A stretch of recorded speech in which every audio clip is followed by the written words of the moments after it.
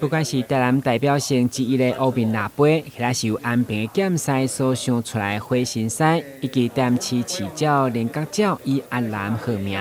这三项作品拢有机会成为台南市运动的吉祥物。也是教育局对48件精选作品选出来，最后阶段将开放民众网络投票，票选出上高票的作品来担任运动代言人。台南市在黑面琵鹭来讲，是我们很重要的一个候鸟的一个象征啊，所以我们特别有在我们的专家学者在评选中，第一支是我们的黑皮小雉，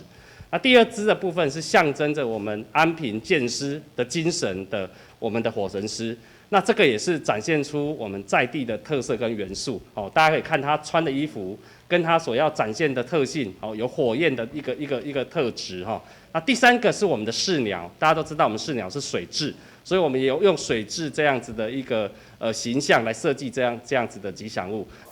教育表示，为了避免有管票无公平的情形，到时每一人限制只投一票。对5月10号开始到6月10号暗时12点截止，而且为了鼓励更较侪人来参加，每一位参与投票的民众拢有机会抽精美小礼物。自被选定吉祥物前3名设计师分别有5万、1万、甲5000的奖励。来，1、2、3，选我，选我！台新闻军及何乔芳采访报道。